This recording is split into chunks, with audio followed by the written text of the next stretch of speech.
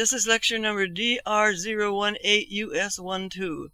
This is the 18th of the Mega Genius lectures and the 12th lecture of the Uncommon Sense series.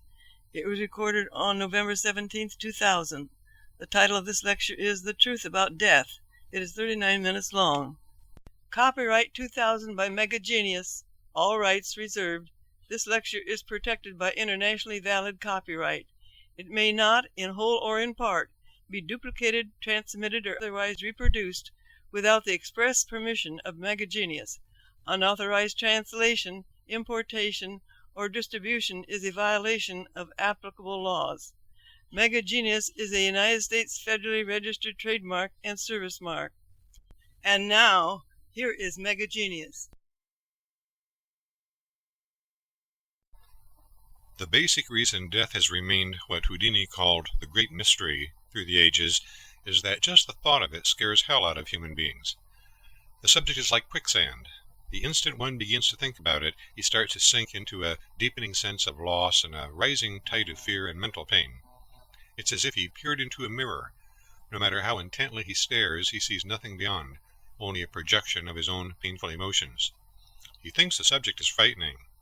He thinks it's agonizing. He thinks it's mysterious. Whatever he thinks, he does not think intelligently. Using the genius formula, let's reach through the looking glass of death, seize its tail, and drag this carnivorous monster of the night into the sunbeams. It's only a nightmare, you know. Death is one of my favorite topics due to the years and funds I spent tracking, cornering, and dissecting it. It can be an extensive and complicated subject.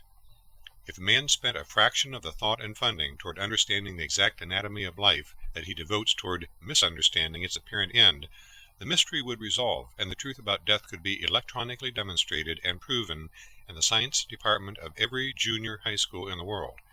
Instead, because no one seems capable of looking intelligently into the mirror of either life or death, the mystery continues, and we have an utterly unteachable subject, a field of innumerable opinions, and no apparent expertise.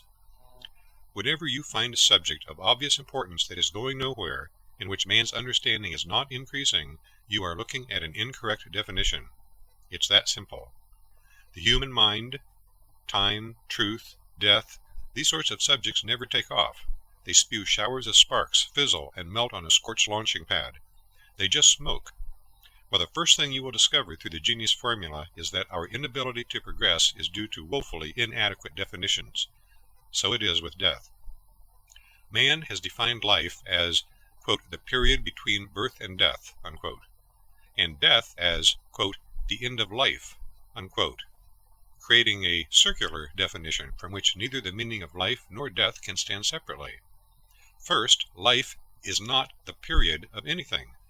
We might call it an animating influence, but it certainly is not time. To define life as the period between birth and death is as ridiculous as defining water as the period between the spring and the toilet, and then sending 3-year-old Amy out with a pail to get some of it. Well, she may have enough sense of her own to bring back some water, but it surely won't fit the definition. Neither does the period between birth and death fit the definition of life. Second, if death is the end of life, how can science determine when life ends without knowing what it is that is ending? Confused? Well, science certainly is, so the mystery continues. Through the centuries, death was considered to have occurred when one could no longer be induced to breathe, which was the most demonstrable conclusion about the occasion of death broadly accepted by man to this day. More recently, though, he decided that the absence of heartbeat was equally important, opening the door to the scientific classification of an array of activities that cease with any human body at the approximate time of death. By the mid-20th century, the essential criteria had become the cessation of respiration, heartbeat, pupil response, and electrical brain activity collectively. The question, exactly when does death occur, was taking on a life of its own. Soon, both life and death seemed to enter a realm of unnatural extension. Consequently, human bodies have often been medically sustained for years in a zombie-like state, without the apparent possibility of improvement, that reflects meaningless life, but technically satisfies erroneous and unpopular legal definitions of life. This practice of maintaining a state of useless suspended animation is ethically suspect, financially burdensome, and rarely in accordance with the patient's wishes. Out of respect for life, we deserve better. So, how are we doing as we enter the 21st century?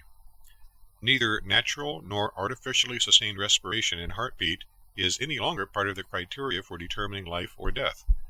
Nowadays, if the electrical activity within a brain is considered meaningless or purposeless, the subject may be formally pronounced dead in spite of continuing respiration and heartbeat, or may be declared dead without being formally pronounced dead, or may be considered to be alive. That's typical of the irrational meandering that science stumbles into when it tries to advance in a subject that it failed to accurately define. What is life? If we were to expand and refine our initial proposal of animating influence to the primary source that underlies the distinctive quality of animate beings, we would encounter a little disagreement. Notice also how similar it is to the vital principle or animating force within living beings, which is the modern definition of the word spirit. Now we could substitute soul, awareness, life entity, or whatever for the primary source of activity and responsiveness, and it wouldn't matter. Its primary absence or inoperativeness would seem to be a reasonably accurate definition of death, and would be in complete accord with religious tradition and the beliefs of civilized peoples throughout the world. What have been the beliefs of perhaps less civilized cultures, or those uninfluenced by popular religious philosophies and modern thought? Would they agree with our general concepts of life and death? Most certainly. For example, the Huron Indians believed that each person possessed a soul within his body that looked exactly like a man, but in miniature. The Nootkos Indians of British Columbia held a similar concept, but believed that the tiny man who lived in each person's head was always required to stand attentively to ensure good health for the human. They thought illness or irrational acts occurred when the little fellow lost his balance or sat down on the job. Usually, the spirit has been conceived by such cultures as something that could float freely from the body or fly away like a bird. The Bororos of Brazil believed that it soared from the body each night and returned when the person awakened. Of course, if the spirit chose not to return, the person died. The Bela Kula Indians thought a man's spirit was an invisible bird that lived in an egg in the nape of his neck. As long as the egg did not break, the spirit could not fly away, and death was avoided. Some cultures even took an active role in influencing the spirit's whereabouts, such as the Batas of Sumatra, who sprinkled rice or other grain on their heads to keep the spirit where it ought to be. In Java, it was customary for a mother to imitate the sounds of birds to attract a spirit for her newborn child. Other remote societies have held a man's spirit to resemble a butterfly, shadow, or reflection, but almost without exception, people from the most diverse times and places have traditionally held it to be an ethereal source of animation within or around the person's head, capable of leaving the body and thereby affecting the person's death. It is intriguing that such dissimilar and widely separated cultures should have individually formed and maintained a common explanation for life and death, a premise that's fundamentally identical to the philosophical beliefs of the world's major religions. New York City debutantes and New Guinean cannibals share more than they realize. Both have reached the same conclusion about the basic spiritual nature of man. Now, other than a matter of curiosity, we are not particularly concerned with what people think. If they could consistently think thoroughly and logically, everyone would have understood everything long ago, and I would not be giving these lectures now. But they cannot, so I must. Our interest is in thinking intelligently so as not to be fooled. Now, how close do you suppose man's idea of his basic spiritual nature is to the truth? Well, it is surprisingly close. With the invaluable benefit of the Genius formula, let's define our terms. This is a mega-truth. Human life is the immaterial, primary source of awareness, thought, and activity, which is capable of operating a human body by electrical flows through the brain and is wholly separable from and capable of acting independently of the body. This is a mega-truth. Human death is the decision by the immaterial primary source of awareness, thought, and activity to no longer attempt to operate a human body due to either inability or unwillingness, accompanied by separation from the body and a subsequent and substantial loss of memory and, therefore, identity. Now understand that these are elementary definitions. I could give you others that are far more precise, addressing such matters as the exact immaterial composition of the life entity, the primary source, the creation of thought, electrical frequencies, the process of separation, and the mechanics of the loss of identity, but they would require considerable explanations that are unnecessary for our purposes here. Notice, though, that these definitions align with the understandings of both civilized and less civilized cultures throughout the world.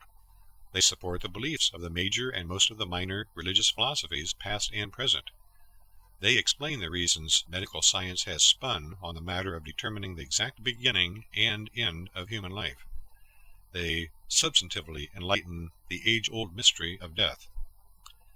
The life entity is not something a person has, but is the person himself, entirely distinguishable from the cellular life that exists within all life forms and that remains active within a human body long after the departure of the life entity. Therefore, we would expect to find cases of individuals who have been literally scared to death or had near-death experiences during which they separated from their bodies, realized they were still wholly themselves in some immaterial form, and returned to their bodies. Of course, such cases are quite numerous and continually reported in all cultures of Earth. Typically, the person meets with a life-threatening situation, usually in the form of a severe accident or major surgery, and is declared dead. He rises above his body, looks down at it, hears and observes what others are saying and doing near him, moves freely through walls and other objects, and experiences such serenity and freedom from the body that he usually is not sure whether he wants to occupy it again. Up to this point, the experience is standard throughout the world. Subsequently, he may or may not report seeing a brilliant light at the end of a tunnel, followed by a myriad of images of friends, religious figures, and the like, depending upon his religious convictions or lack thereof. Regardless, he decides to re-enter the body to uphold obligations, or due to the insistence of friends who are urging him to keep the body alive, or for other reasons. Almost immediately, the person is determined to be alive again. Our definitions certainly account for this frequent phenomenon. How can one exist in immaterial form? Well, it is a quality peculiar to life. Yet it is entirely possible for science to devise a way to measure life entities, or spirits, or persons who have separated from their bodies, as surely as we can measure wind, or microwaves, or ultra-high frequencies, which would at first glance appear to be non-existent, but can result in real and observable effects. Medical experiments have sought to determine if there might be some distinguishable, though apparently inexplicable, weight loss from a human body at the moment of death, apart from loss of moisture, etc., and that was repeatedly found to be the case.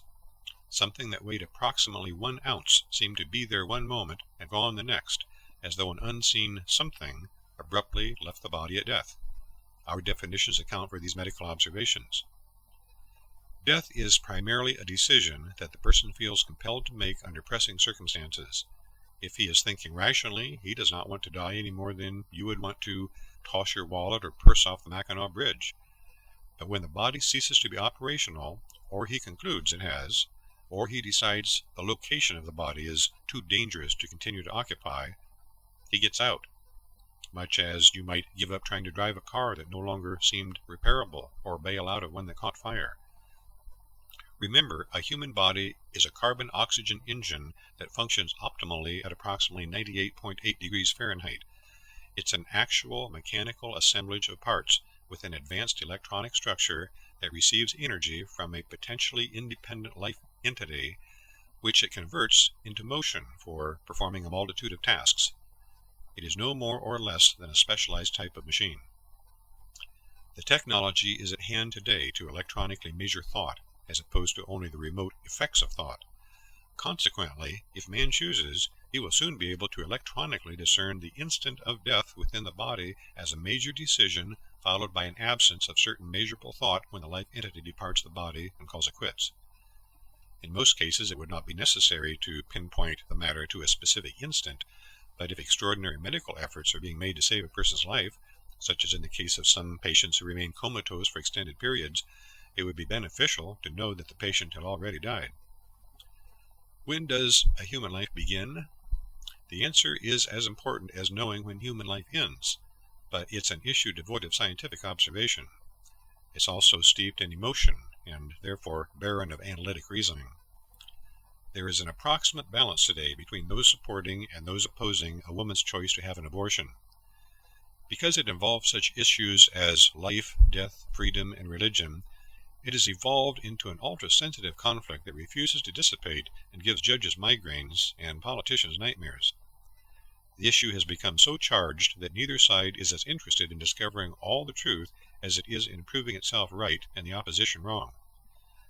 This is utter foolishness, as, in spite of the facts, anyone has the right to continue to support or oppose abortion due to his own moral, religious, or otherwise personal viewpoints as a free-thinking individual. Regardless of anyone's past opinion or stance, however, we should all have the courage to intelligently seek the truth so that neither child nor mother is unnecessarily subjected to mental or physical pain, regardless of his or her physiological state of development. The small amount of truth that I am about to disclose, as revealed by the Genius formula, certainly clarifies the issue, but in my personal opinion does not particularly strengthen or weaken either side, due to the extent to which each faction is dug in its heels, is determined to be right and prove the opposition wrong, and the fact that neither side's viewpoint is, in truth, completely right nor completely wrong. A human being, meaning body plus life entity, is actually composed of two life forms, cellular life and a life entity. Cellular life is life that is normally present in each of the body's cells. For example, some types of lizards are able to release their tail. It continues to wiggle due to cellular life and distract a predator while the lizard scampers to safety.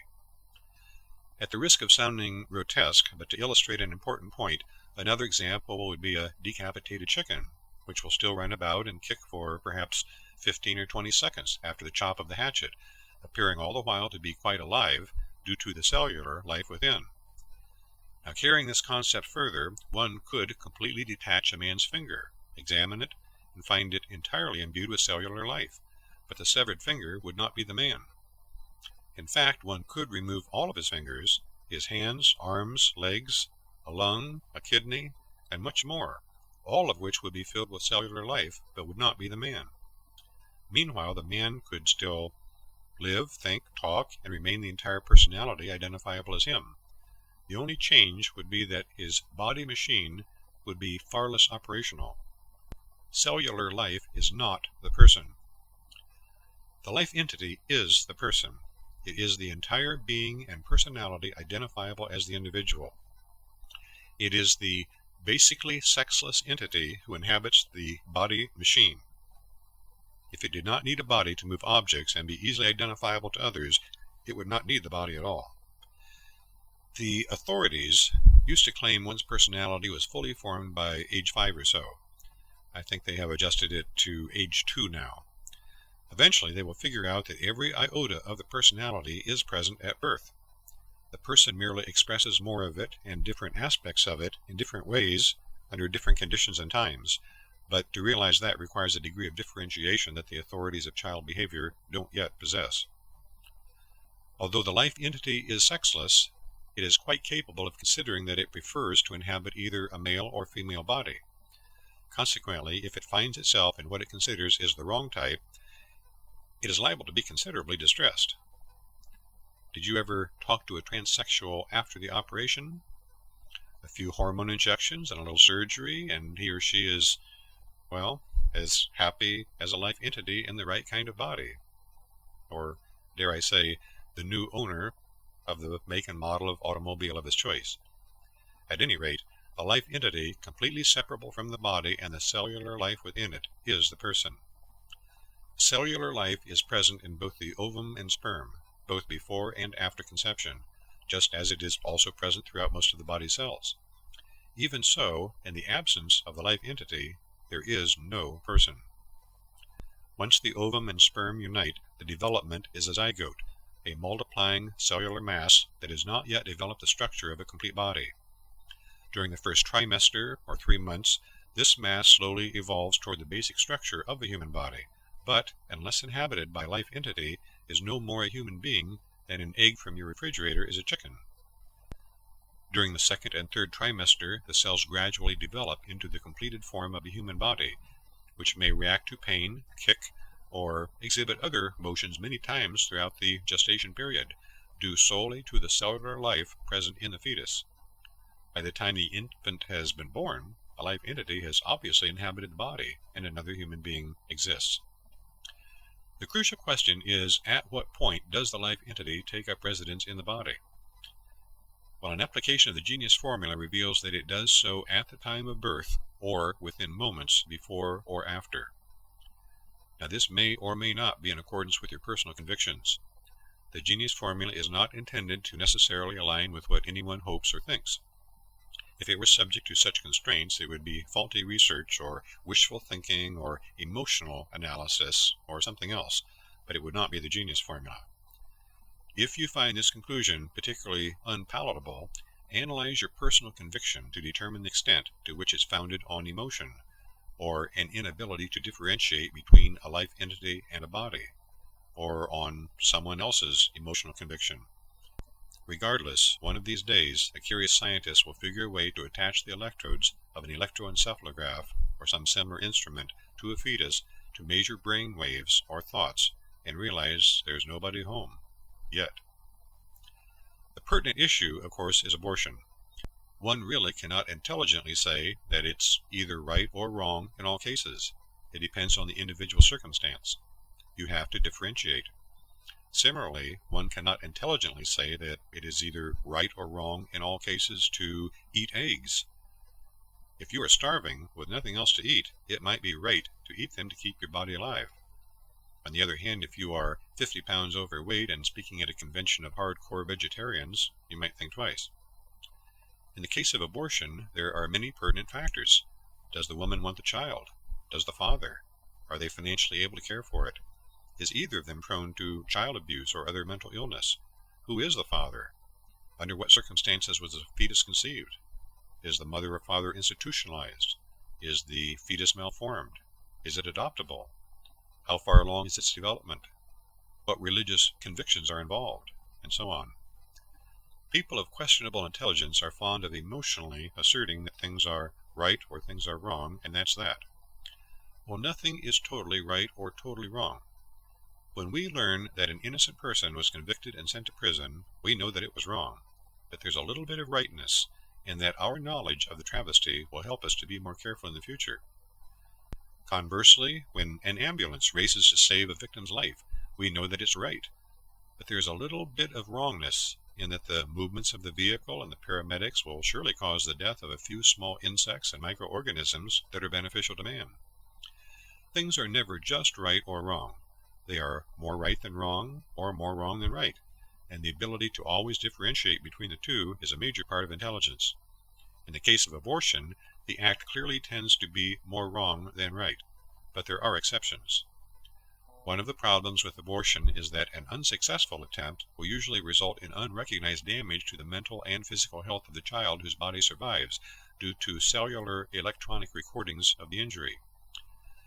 Of course, if the fetus has developed to the point that a life entity can inhabit the body, it's entirely possible that one will do so during the abortion, resulting almost immediately in the killing of a human being.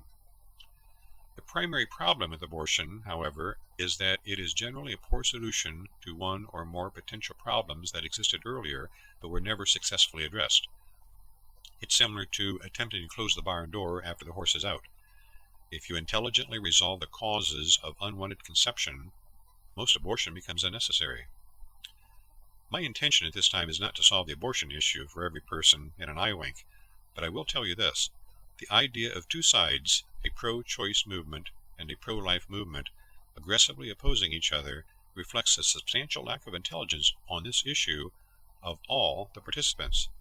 Neither side is completely right or completely wrong. Each side is too mired in emotion to think intelligently. Instead, they need only to unite and work hand in hand toward resolving the causes of unwanted conception.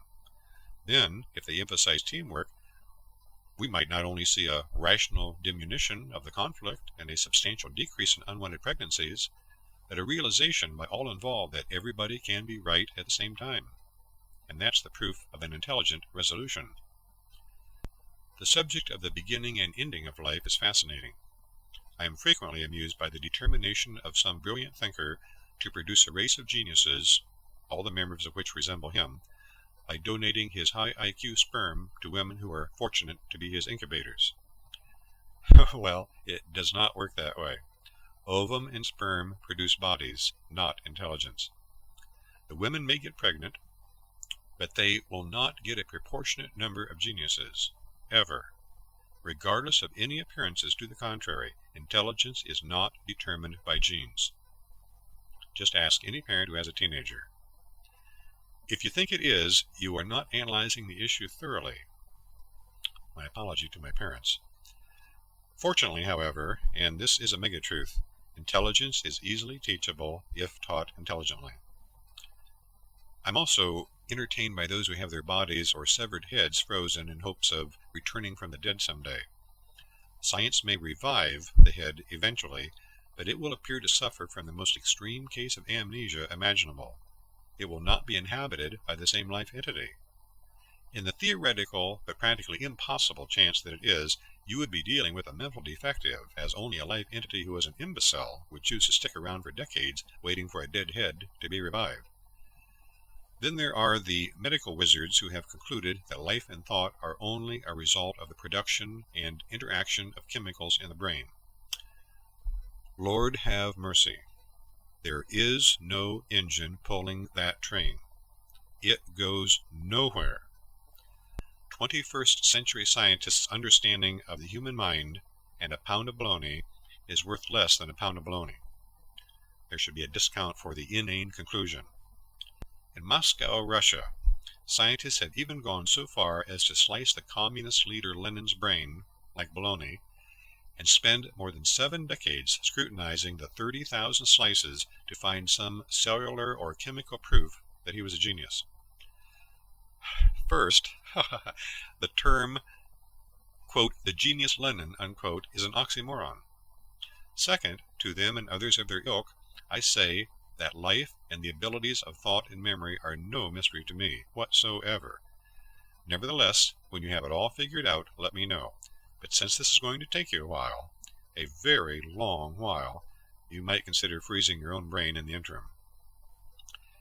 Before allowing the subject of death to rest in peace, we should address the disposition of the remains. Consider the story of 3-year-old Darlene, who was distressed to discover that her kitten had been flattened by a truck. Having assured her that God in heaven would care for, feed, and love Muffin, her mother gave thanks when Darlene finally stopped sobbing and began to give serious thought to her mother's comforting words. At last the child wiped the tears from her eyes, sighed, and looked to her mother for the one remaining answer. "But, Mommy," she asked, "what would God want with a dead cat?" Well, similarly, we often face the problem of what to do with a dead human body modified by what the law allows. I recall a coroner's explanation many years ago of why cremation and distribution of the ashes at sea was not an option in his jurisdiction. "I know it's a common choice," he told me, "but we had to draw the line somewhere. Otherwise the next person would want to be stuffed and hung on his back porch." The solution of some East Indians was to allow tigers to eat the corpses. The Batas of Sumatra addressed the problem more directly by eating the corpses themselves. Suddenly, stuffed and hung is looking better. Other cultures have chosen to wrap bodies, dehydrate them, bury them in caves, commit them to the sea, or even suspend them in trees for reasons not apparent. We know the Guajiros Indians of Venezuela buried their dead merely to get rid of them. But what about the Galibis Indians of Guyana? They buried them too, but intrigued anthropologists for years with their unique and spirited dances on the graves. Eventually they confessed the true historical and deep religious significance of their funeral rites. They did it, they revealed, simply to stamp down the earth. The primary concern of civilized cultures today in handling the disposition of human remains is to do so according to the wishes of the deceased within the realm of financial capabilities in a sanitary manner. The most popular options currently are embalming and cremation. The technology of preserving dead bodies was refined by ancient Egyptians over several millennia. In its refined state, the brains were removed through the nostrils and the intestines through an incision in the left side of the body. The corpse was then soaked for 70 days in a solution of sodium carbonate, washed, and bandaged in gummed linen. Often internal organs were embalmed in sand and asphalt and placed in vases, one containing the stomach and large intestine, another the small intestine, another the heart and lungs, and another the liver and gallbladder. These were then buried with the mummy, from the Persian word mumyai, meaning asphalt. The Egyptians also frequently mummified other life forms, including bulls, birds, fish, reptiles, and insects, always with the apparent intention of preserving the bodies so that spirits could inhabit them again. Other cultures practiced similar methods, including the ancient Peruvians and the Guanches of the Canary Islands. Early Christians, believing the end of the world would occur within their lifetimes, sometimes practiced their own method of preserving dead bodies for resurrection. They saw no need to make incisions, which they thought might interfere with the body's mobility. Instead, they opted for pickling the corpses in salt. Now, this practice later fell into disrepute as an alleged continuance of paganism, despite its similarity to modern embalming practices using solutions of formaldehyde. Modern embalming techniques are costly and often misleading.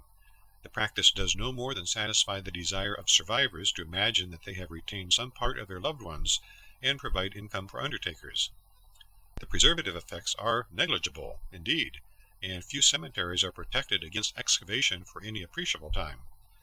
The process of draining the corpse's blood, wiring the mouth shut, and a myriad of other unmentionable short-term cosmetic necessities is no less grotesque than the ancient Egyptian mummification, and far less preservative in effect.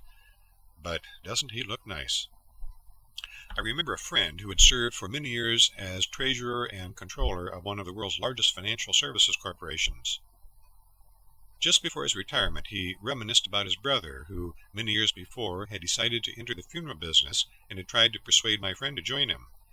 Instead, my friend had decided to enter the world of corporate finance. He mused, quote, "It's been a long and interesting career, but looking back, if I had really wanted to make a lot of money, I should have become an undertaker." Unquote. The burying of bodies has historically been of great concern to man from a sanitary standpoint. In spite of what we might prefer to not know or believe, putrefaction of the human body begins immediately at death, and the process of decomposition advances rapidly. One might say it is nature's way of suddenly indicating the object's loss of value regarding the purpose for which it was intended. Unfortunately, man seldom seems to get the point. Regardless, due to rapid chemical breakdown, the practice of effectively locating trees and shrubs within cemeteries to absorb carbonic acid produced by corpses is an important factor in many areas. The quest for a more effective method of disposing of the dead was addressed in the 19th century by Sir Henry Thompson, who stated the problem concisely. Quote, "Given a dead body, to resolve it into carbonic acid, water, and ammonia rapidly, safely, and not unpleasantly." Unquote. The most popular solution to date is cremation. With the exception of Egypt, Judea, and China, this method of disposal was the practice of the ancient world. In Greece, for example, cremation was a rite denied only to infants without teeth, victims of suicide, and those struck by lightning. Cremation was common throughout Europe until the advent of resistance based on the Christian doctrine of the resurrection of the body. Since the 19th century, however, it has seen a resurgence of popularity in the West and is still practiced throughout much of the rest of the world. The general process is that the body is covered with a light cloth and introduced to temperatures in excess of 2,000 degrees Fahrenheit for less than 1 hour. Approximately 97% of the body's weight is converted to gases consumed by the process, while the remaining 3% is reduced to about 5 pounds of extremely light gray ash, lime dust. Any remaining larger pieces are crushed to obtain uniformity. These remains are then normally stored in an urn, buried in the earth, or cast to the wind or sea. Compared to embalming and burial, cremation is more sanitary, less expensive, and often considered more aesthetic. In effect, it does within minutes what would normally occur through oxidation within a few more microseconds of eternity. By the way, do not expect to find the remains of any melted gold crowns or inlays in the ashes.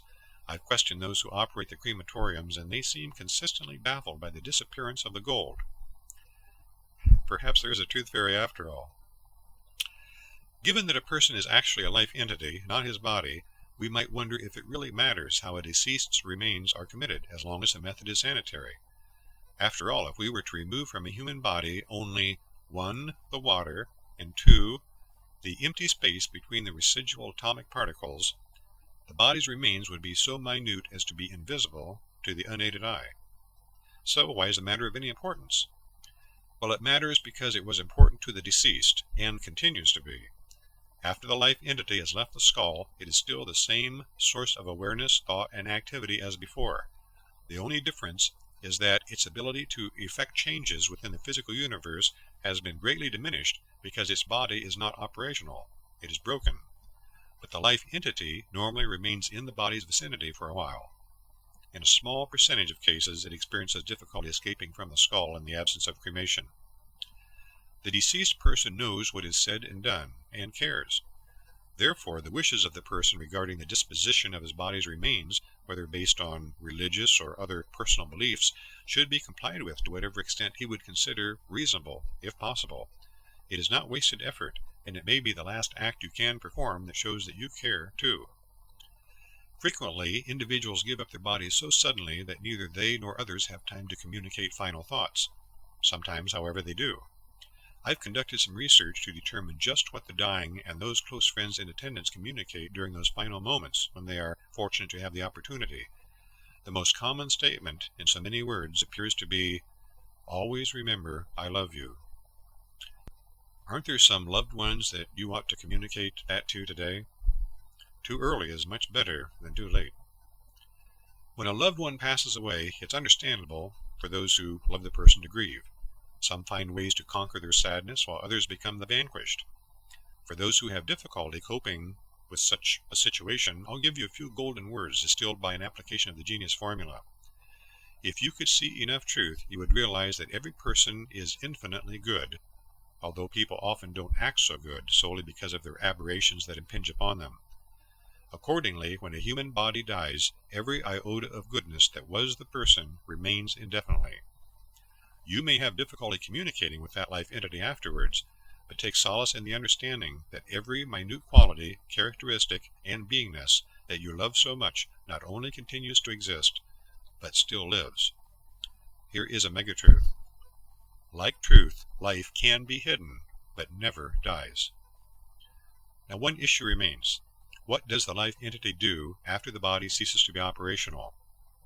First, let's take a normal, healthy human body. The life entity usually resides in the head, except for near-death experiences and other occasional periods when he may report that he has the distinct feeling, for one reason or another, that he is outside. Because this phenomenon challenges the faulty theory that the brain is the source of thought, it drives psychiatrists and psychologists bonkers. Accordingly, they consider it a delusion, which it is, but it is not the patient who is suffering from it. After the life entity gives up on the body, it usually stays nearby long enough to ensure that the remains of its identification card receive the proper rituals and to find out who gets greedy, who grieves, and who doesn't. Then it customarily departs. Shortly thereafter, it almost invariably concludes a cycle of misidentification that began at birth.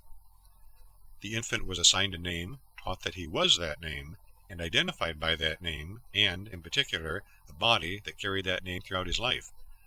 By having thoroughly and erroneously identified himself as that named body, and then having lost that body, the life entity then soon considers that it has lost its identity. Several other factors of a particularly technical nature strengthen that consideration. An easy antidote to this entire phenomenon of misidentification is the application by the life entity of a good dose of the Genius Formula. In fact, it is the same sentient being with the same personality, talents, and likes and dislikes that it has always been. The only thing that is missing is an identification card.